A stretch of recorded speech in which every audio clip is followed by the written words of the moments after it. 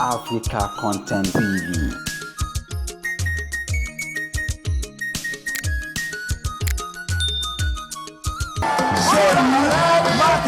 Seyi Makinde, yada. Fúnra rẹ̀ ni òdìdé, Seyi fúnra rẹ̀ ni òdìdé. Àgbẹ̀ fi ṣàkóso ọmọ ẹni. Fúnra ẹ̀ wá lé. Seyi ọlọ́run tó lẹ́rù abá ètò. Ọlọ́run tó lẹ́rù abá ètò. Ọlọ́run tó lẹ́rù abá ètò. Makinde ọlọ́run tó lẹ́rù abá ètò. Ṣèbọ́lọ́run tó lẹ́rù lólùfúta. Ṣèbọ́lọ́run tó lẹ́rù lólùfúta o. Ọlọ́run tó lẹ́rù abá ètò. Abá ètò ọlọ́run tó lẹ́rù abá ètò. Abá ètò ọlọ́run tó lẹ́rù abá ètò. Makinde ọlọ́run tó lẹ́rù abá ètò. Abá ètò ọlọ́run tó lẹ́rù abá ètò. Ṣèbọ́lọ́run tó lẹ́rù lólùfúta. Ọlọ́run tó lẹ́rù abá ètò.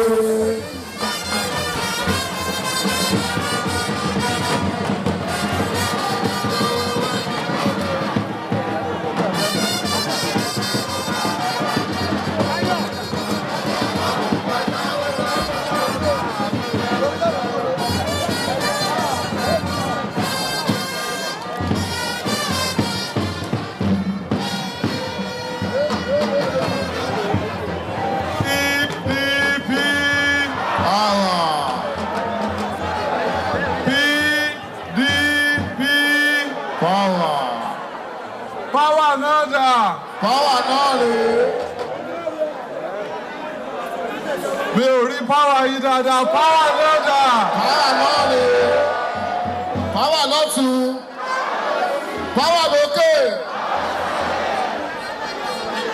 Power láàárín. Power lókè. Power nsàlẹ̀. Power lókè.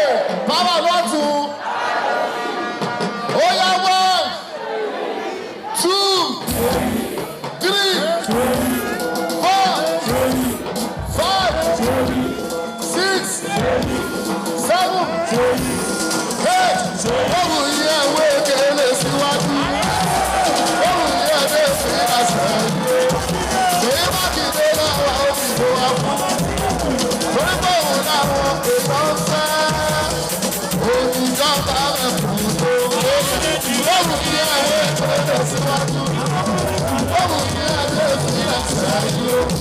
Seyi Makinde láwa òfìfo afọ. Torí pé òun làwọn èèyàn ń fẹ́. Òjìjọba rẹ̀ fún tó. Ẹ ṣeun.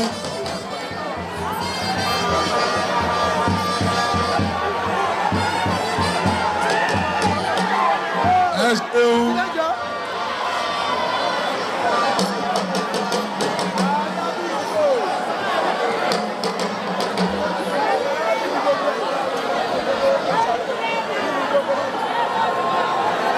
Ẹ ṣeun.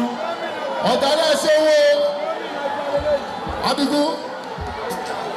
Ẹ̀bùn kí igbákejì gómìnà ìpínlẹ̀ Ọ̀yọ́ Barrister Abdulrahim Adébáyọ̀ Lawal. Ẹ̀bùn kí ọba Ahmed láti Àbújá. Adébáyọ̀ Seyi Makinde dánwò yìí. Ó bẹ̀rẹ̀ ìyàwó sàṣà.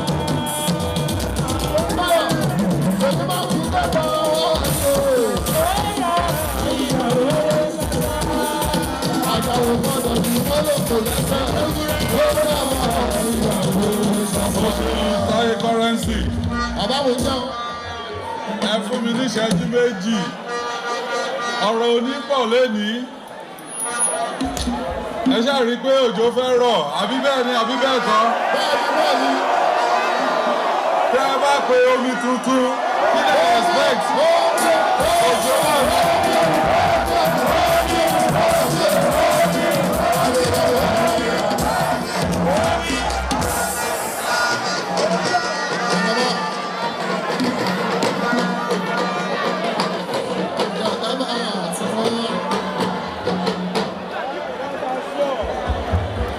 Ẹ̀bùn kí gbogbo àwọn leaders wa tí wọ́n wà ń bí Deputy National Chairman Egbewa Full South, Ambassador Tafik Arapaja. Former Deputy Governor. Baba Engineer Hamid Balamosi Moki. Moki Speaker wa. Moki Ìyá Ọ̀yọ́. Senator Monsurat Monu. Sùnmọ́bù ìyá wa.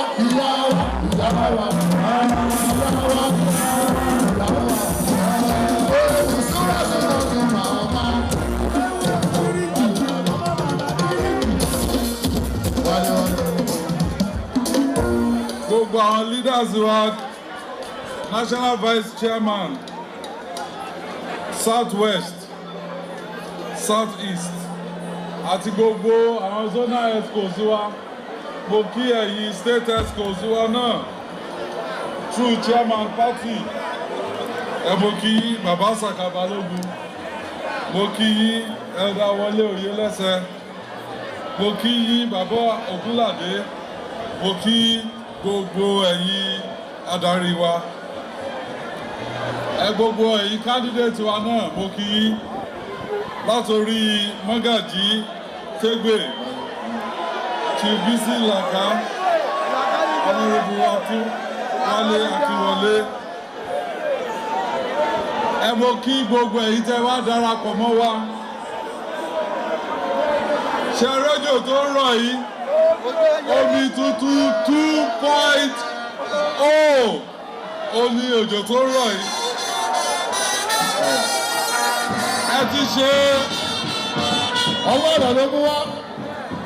Ẹ ti ṣe omi tuntun 1.0 lọ.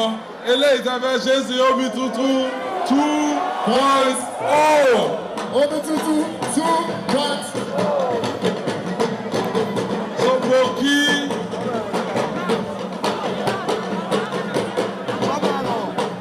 mo kí gbogbo ẹ̀yin tí ẹ wá darapọ̀ mọ́ ẹgbẹ́ PDP lénìí.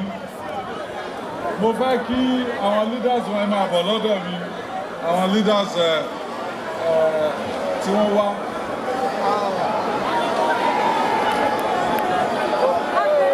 Orin ni ẹyọ ọmọ akíbo ní sọ̀tà akíbo ẹni pé tòní bá òun sí ṣe. Lọ́pàá Seyi Makinde ẹsẹ̀ láti wọ́n ṣe kánífà lọ́kìlẹ̀ jẹ́ lónìí. Gómìnà bá wọn ìlú fẹ́. Tó bá wà lọ́jọ́ ọ̀tà òbí. Gómìnà Seyi Makinde wọ́n kí àwọn àgbàyà fẹ́ òbí. Àwọn àgbàyà fẹ́ náà tí wọ́n fẹ́ náà bọ̀. Gómìnà ti lé Seyi lábà Seyi kú lórí sí ìbáàdùn. Ọ̀dọ́ máa ṣe lé ẹ̀rọ.